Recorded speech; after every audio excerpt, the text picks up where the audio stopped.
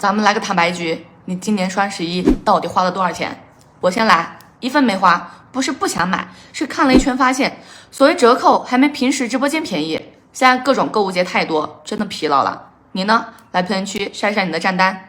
很多年轻人没有经历过第一年的双十一，真的就是半价，没有任何套路，是直接下单直接半价，那是真的全网狂欢。化妆品、家具、衣穿住行，到了凌晨的时候疯狂下单，优衣库凌晨2点全店卖疯，实在在薅羊毛。那时候还有秒杀，0点都在电脑前抢1块钱的 iPhone 是真的抢得到。唯品会、美丽说满199减100，全部包退换货，哪里像现在便宜不了多少，还一大堆套路，眼花缭乱，烦死我呀！把原本快快乐乐的购物变成了算，然后还发现根本没有便宜。大陆1年1度的双十一购物节已然落幕。今年商家虽然刻意拉长了促销周期，试图延长消费热潮，但结果却是不尽人意，折射出了中国经济萧条与民众心态的转变。有分析说，今年是史上最惨的双十一，中国出现4大反常现象，细思极恐。双十一曾以最低价吸引消费者疯狂下单，但是今年以来，民众不断质疑是否真的是最低价。我现在真的觉得双十一不要再推通知给我了，我觉得你们每一个平台就是玩不起，半个月前我就加购了一个我儿子的学习书桌，在我的购物车，还有昨天我就加购了一个卸妆油，就是最近想买的东西全部在我的购物车里面。我特地截图下来它的一个价格。好，那个学习桌原本的价格是564有一次，好，今天双十一599，卸妆油昨天70，今天79，能不能玩？如果玩不起就不要再推广告了。博主说，每年双十一都说是最低价，其实哪有那么回事儿？套路一遍遍上演，难道不累吗？这不是把消费者当傻子吗？姐妹们，你们发现了没有？今年的双十一就这么静悄悄的过去了。我刚刚刷机的时候突然意识到了，昨天不是双十一吗？连淘宝自己都没有怎么宣传，更没有人提那个往年刷屏的一个成交额了，对吧？今年的双十一我觉得反而有些东西还贵了。所以现在大家真的都清醒了，不是不需要买东西，而是大家觉得厌倦了这些套路了吧。现在的钱捂得紧，挑东西只挑真正需要的、需要买的，反而更加踏实了。所以姐妹们，今年的双十一你买了些什么呢？有分析认为，今年双十一变得冷清并非是偶然，而是经济大环境恶化与政策频繁变动的必然结果。在高失业率、通缩阴影与房地产危机的压力下，中产阶层与年轻人选择捂紧钱包，不再轻易在直播间大手笔消费。这不仅是民众消费行为的转变，更是社会心态的写照，从狂欢到冷静，从追逐到观望。今年双十一你们都买了什么？我竟然1分钱都没有花。最早我记得双十一是光棍节啊，跟我们这些结了婚的又没有关系。后面变成购物节，硬是扯上关系了。不要再相信什么钱没有离开你，只是换了一种形式陪在你身边的这种消费陷阱了。钱只有以人民币的形式留在你兜里才是你的。经历过口罩都明白了现金的重要性。我现在是纸巾都会用完再买，不会再囤。合理支配金钱真的非常重要，看似省钱，实则套牢的消费陷阱不要再踩了。双十一活动也过了，今年大概就这样了吧。操场上也没有几辆车的，传动带上也就这么一点点包裹。我的单子不多，别人的单子也不多，虽然我心里面平衡了，但是今年回家的车费怎么办？你们发现了没？今年双十一特别安静，以前这个时间都在晒订单，现在连购物车都懒得分享了。更让人纳闷的是，以前实体经济不行，都说是被电商冲击的，现在电商销售也不行了，实体经济咋还没缓过来？是钱难挣了，大家不敢乱花钱了，还是不管线上线下都没戳中咱们的需求？你们今年双十一买了多少？不由得感慨一下，真是今时不同往日了。还记得以前的双十一吗？那绝对是全民狂欢。现在呢，冷冷清清，我甚至都没想起来要买东西。这种巨大的反差是因为什么？是咱们的口袋瘪了，消费不动了，还是那些套路我们都门清，不想陪他们玩了？突然很想知道，今年还有多少人记得在双十一下了单？来评论区聊聊吧，怀念一下曾经的狂欢。我真的今年才对消费降级这个事情才有真实的感受。像往年双十一，我的快递真的堆成山；像今年双十一，我几乎没有买什么东西。我真的就是被那些错过今天再等1年这句话不再给绑架。以前总觉得不买就亏了，结果衣柜堆成山，出门还是找不到衣服穿，感觉每天拆快递总能给自己带来快乐感。我觉得这个快乐只是短暂的，反而就是看这些闲置的更闹心。博主说，他现在的消费观就3个字：不盲从。刚需的东西果断买，不需要的东西再便宜都不要。以前觉得买得多才算是赢家，如今才明白，真正赢家是能掌控自己钱包的人。今年的双十一为什么不火了？今天是双十一最后一天，你买了吗？你们还记不记得5年前那个时候的双十一？基本上双十一前1个月什么东西都不会买，只会把想要买的东西全部加入购物车，就等着双十一那天晚上8点钟准时付款。有的时候手慢了，东西还抢不到。但是现在呢，还有几个人真正的在等双十一去买东西？我觉得现在双十一不火的原因主要有3个。博主说，第一个原因就是商家涨价。拿他自己来举例，他10月份买的一件羽绒服花了280到290块钱，但现在网上价格是400多块钱，用打折券后300多块。现在平台商家真的把消费者都当傻子。第二就是大家消费都偏向理性了，说白了呢，就是老百姓钱包里面没钱了。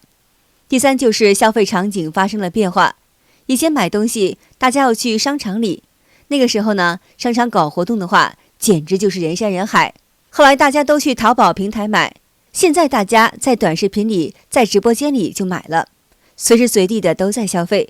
所以说现在双十一就淡化了。尽管节日促销战线被拉长，但一位直播间的负责人透露，表面销售额或许略有增长，但实际利润却是大幅缩水。因此他们拒绝公布今年的销售数据，并且直言呢，网上流传的数字都是假的。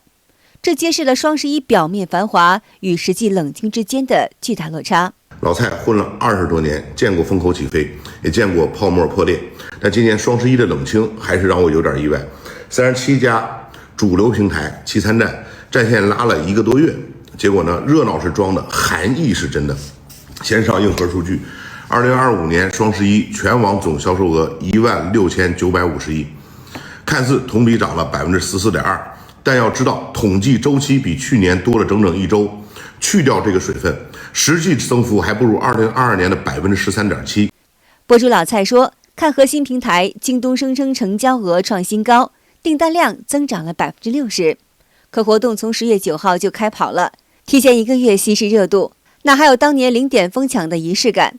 天猫干脆不披露具体的销售额，抖音、拼多多等也只是晒局部的数据。要是数据真亮眼，能藏着掖着的吗？那么更扎心的是商家的现状，站内推广费同比增长了30%，退款率还高了10%。看似销售额涨了，利润却是原地踏步，甚至有人亏钱赚吆喝。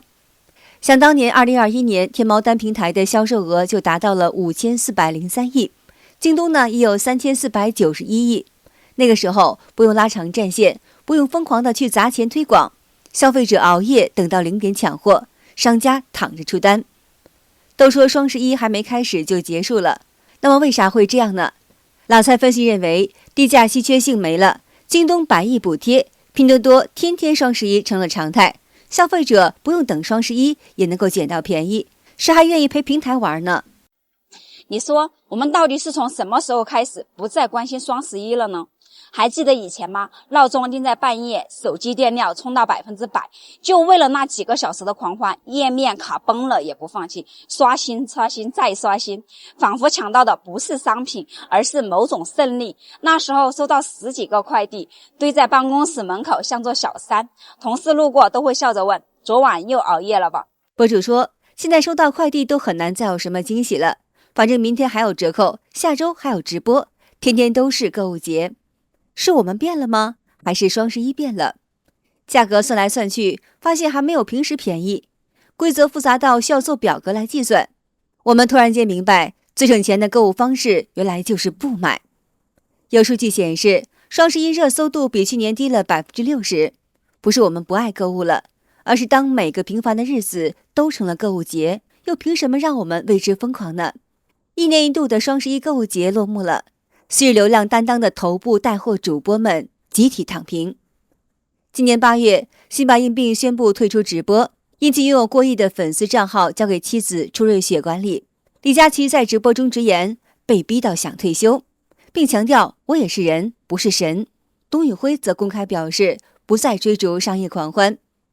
今年有消费者爆料，李佳琦直播间的预售价竟然高于现货，引发了大规模退款潮。尽管李佳琦回应称传言不实，舆论质疑仍是难以平息。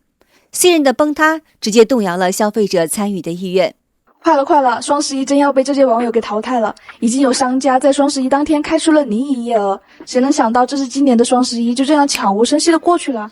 更奇怪的是，今年的双11晚会也不办了，战报也不发了，东西也卖不动了，就连各大平台热搜也占不了一条，甚至很多人都没有察觉到11月1日已经过了。据数据统计从2023年开始，双11天猫的成交额已经不足22年的1/2，这2年更是出现持续下滑的状态。以前的双11熬夜抢到手软，购物车总是满满的，现在的双11别说买东西了，连点进去的欲望都没有了。曾经让人爱到疯狂的双11，为什么近2年会变得如此冷清呢？